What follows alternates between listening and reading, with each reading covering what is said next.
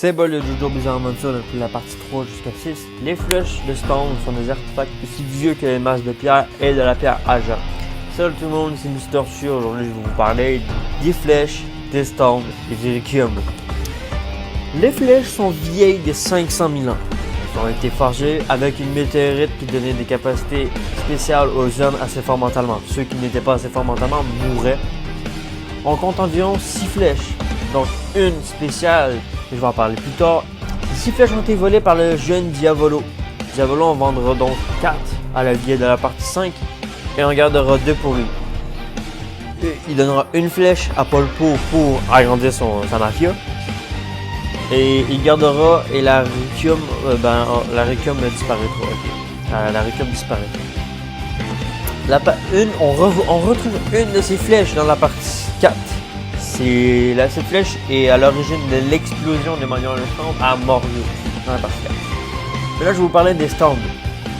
Les stands sont apparus comme par magie à la partie 3. Ils ont remplacé l'onde qui est censé être le pouvoir de Joestar. Mais si on rentre un peu plus près, et si on fouille, Araki dit que les stands sont l'évolution de l'onde et leur forme physique. Donc l'onde et le stand, c'est pareil.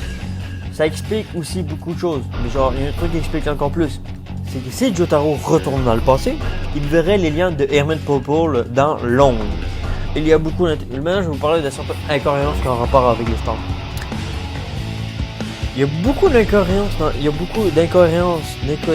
dans JoJo, surtout avec les stands. Dans la partie 4, dans la partie 3, Dio devait posséder tous les stands. C'est jamais expliqué, mais ça explique pourquoi The World et Star Platinum sont pareils. Leur différence de design s'explique de par la peur de Dio d'avoir été enfermé sous l'eau. Dans la partie 4, Josuke veut reformer les choses, mais il laisse toujours une erreur. Et ça, c'est totalement oublié. Et sinon, Joseph aurait pu utiliser son pouvoir de deviner qui était son ennemi avec l'appareil photo.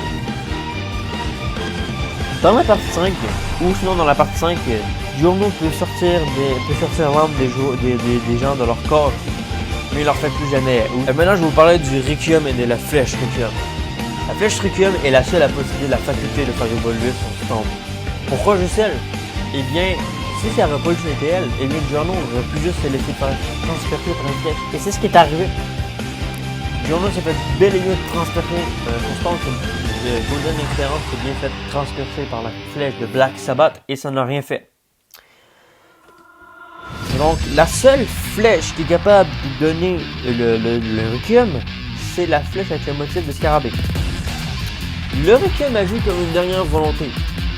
Celle de Kira est de faire répondre en reculant le temps avec Killer Queen Bad Zedos, qui est un demi-stade de Requiem. Celle de Jean-Pierre, celle de Paul Naref, c'est d'éloigner tout le monde de la flèche. Et pour Giorno, c'est de tout reformer et de battre Diavolo avec son empereur tout seul. Voilà, c'est tout pour cette vidéo. J'espère que vous avez un peu aimé.